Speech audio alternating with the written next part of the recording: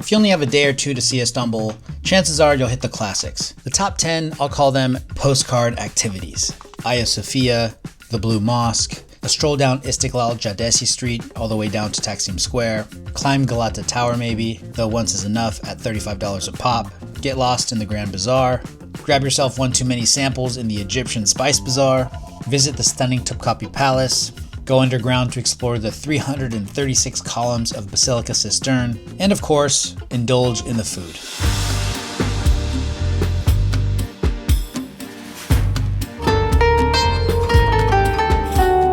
You'll knock most of these out in Sultanahmet, the core tourist area of the Fatih district, as well as in Beyoğlu, the more modern center of Istanbul on the European side. And sure, they're iconic, they're beautiful, but they're also crowded, catered mostly to tourists, and in many ways, exactly what you'd expect. But if you can stick around a little longer, and I recommend at least a week, the city really starts to crack open. You start seeing Istanbul, not just visiting it. And even if you're here for a short time, there are so many lesser known activities and more authentic experiences that you can do that locals also love doing. So here's my list of the top 20 things you should do to get a more well-rounded experience of the real Istanbul that most tourists overlook. And if you're looking for a comprehensive map highlighting our favorite food, coffee, and activities you can't miss, we'll have that linked below.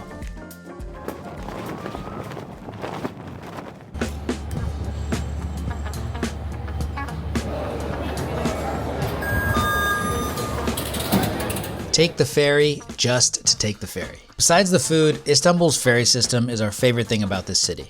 For about $1, you can take a ferry to get to many of the different Istanbul neighborhoods and districts. The views are outrageous. We would sometimes just get on the ferry for the experience itself, and many locals do the same.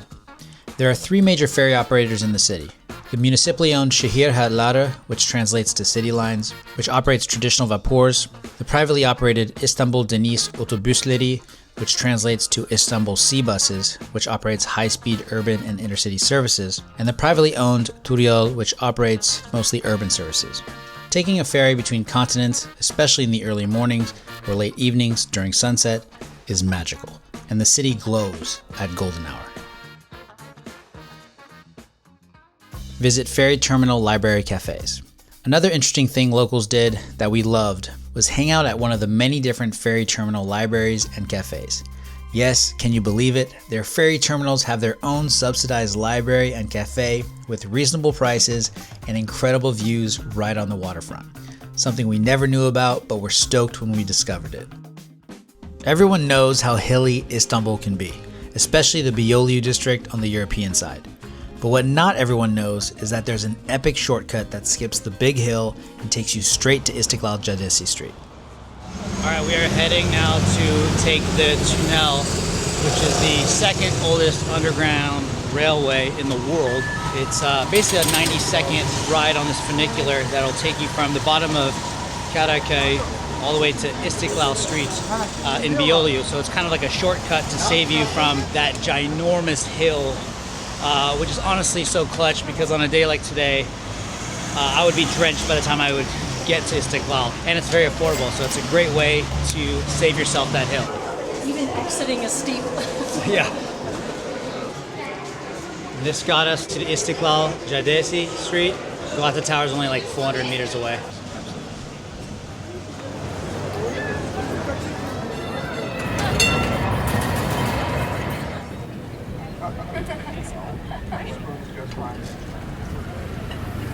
Explore the best coffee shops and antique stores in Cihangir. Cihangir is probably the coolest sub-neighborhood in the Beyoğlu district.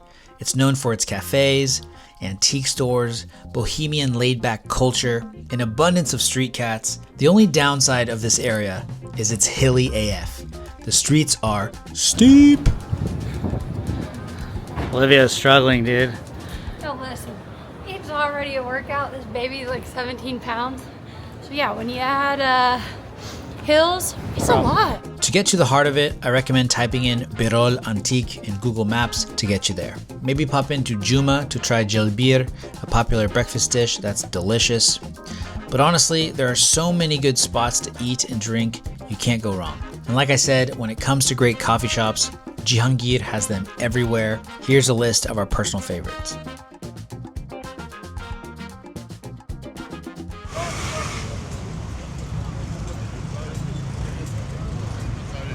Visit the Kuzguncuk neighborhood in Üzküdar. Kuzguncuk, nestled in the Üsküdar district on the Asian side, is a picturesque cobblestone neighborhood blending history, culture, and tranquility.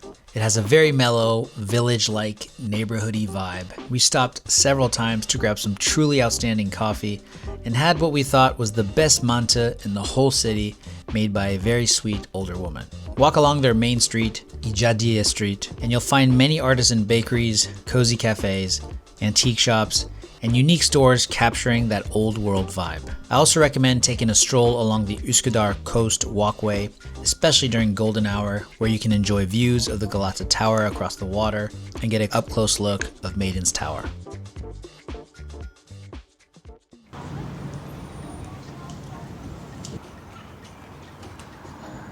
Walk along the shore of Bebek. Bebek is an elegant, upscale neighborhood on the European shore of the Bosphorus in Istanbul's Beşiktaş district. Known as Boğazın göz bebeği, the apple of the Bosphorus's eye, it has long been one of the city's most prestigious residential areas, dating back to Ottoman times. This area has great coffee shops and restaurants, but what I like most about it is its coastal walk right along the waterfront. This is hands down one of the best running routes in the city.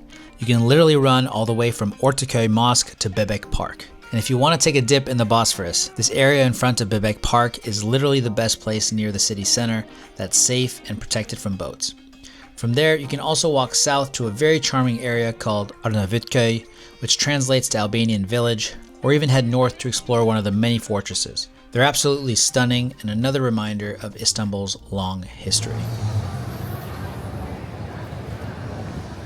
Do a street food tour on the Asian side. A street food safari with a guide is a must here in Istanbul, but I particularly recommend doing one on the Asian side in Kadiköy.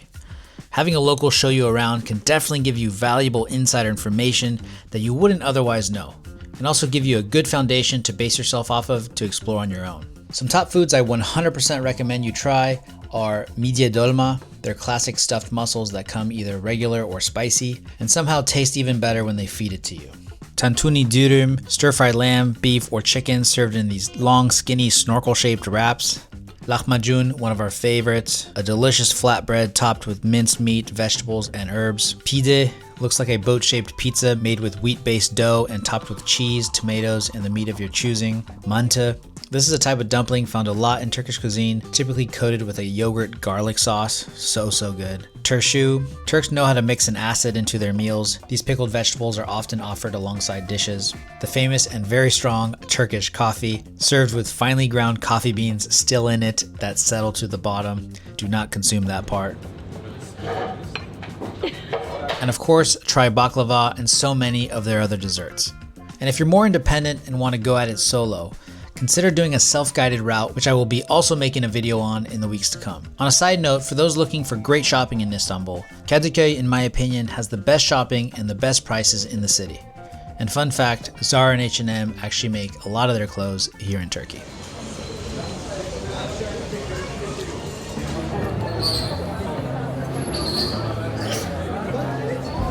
Have a rakı and meze night at a meyhane.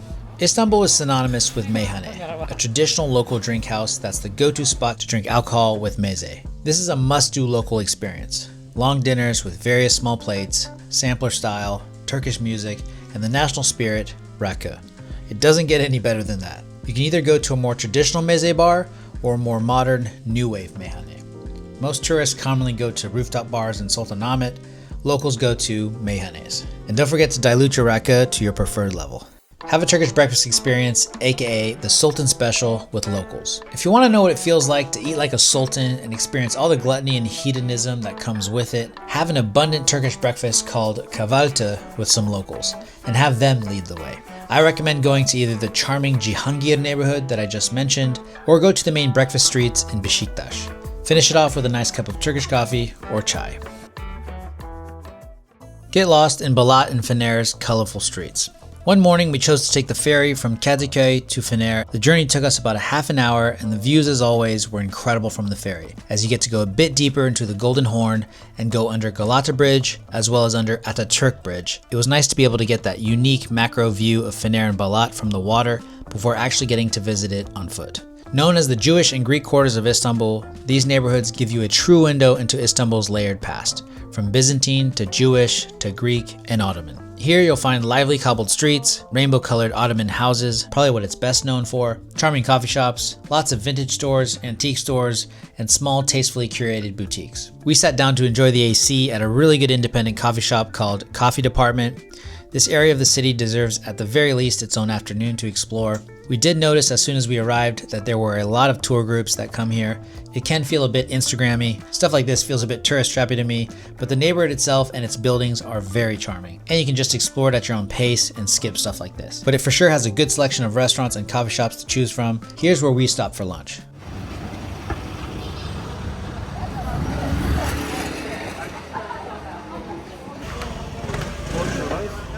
Teşekkür ederim. Perfect. Thank you. Just sat down at a spot called Köfte Budur. They specialize in meatballs. It came with all these toppings. You got some spicy onions, eggplant, tomatoes, grilled green peppers. Olivia went with the köfte meatball wrap. Came with some of this flatbread that looks amazing. And then on the side, I also ordered an ishli köfte. Oh my God, look at the meat in there. Real spicy, ground beef, onions.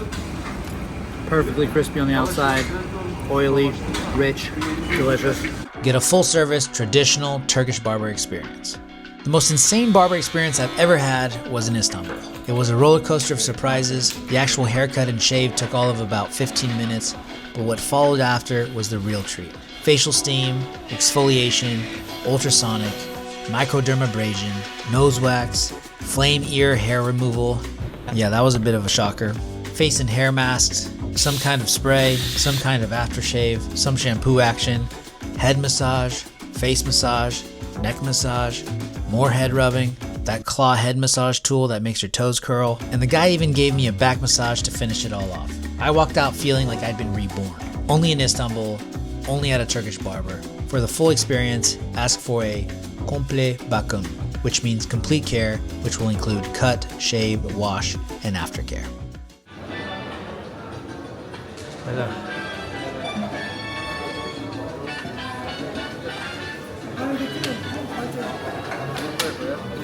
Play or watch a traditional game in a local kahvehane or cafe. A kahvehane directly translates to coffee shop, but is essentially a place where older people go to play board games for hours and drink Turkish tea. The younger generation usually just plays games at regular cafes. But this is one thing that immediately stood out to me and I just loved observing. So many people would play games with each other, no phones, just actual real connection. The two most popular games we saw being played were tavla, which is backgammon, and the tile-based game called OK, which is part of the rummy family. If you're bold enough, maybe ask a local to teach you one of the local games so you can join in. I chickened out, but I wish I hadn't. Here are a few bonus recommendations I'll rapid fire through, lightning round style. Have a traditional tea garden experience.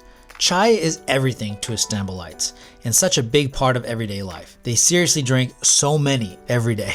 That's why I recommend you visit a traditional tea garden like Moda Aile Chai Bahçesi for a very local way to enjoy chai, sitting in white plastic chairs while sipping tea and looking out at the Sea of Marmara. You've got accordion players and simit sellers nearby. It's a vibe. Got my simit.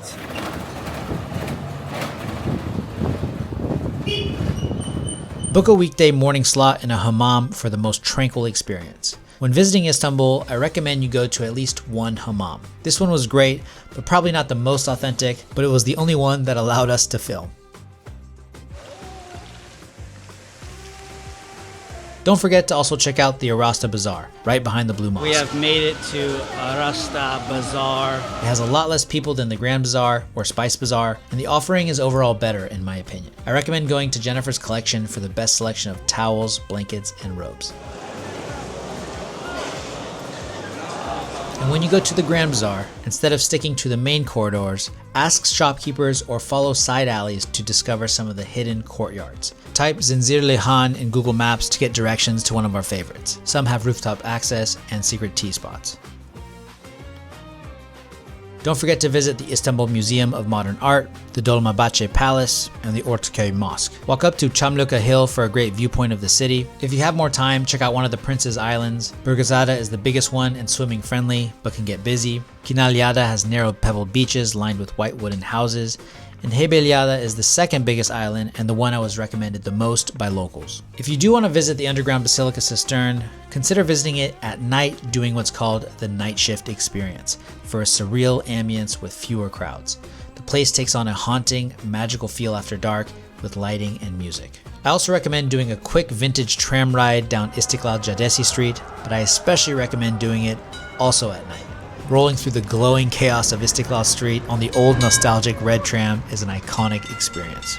And lastly, one of my personal favorite free things to do is to just hang out with the fishermen on Galata Bridge while soaking in the stunning views. We did this when we were there in winter and really enjoyed it. I hope this video was helpful and gave you some unique ideas of things to do in Istanbul. I will be linking our full map below with every single food spot and coffee shop we recommend. Istanbul is truly an incredible city that I hope everyone gets a chance to visit at some point in their lives. And if you want to support our channel, please subscribe and like this video to boost that algorithm.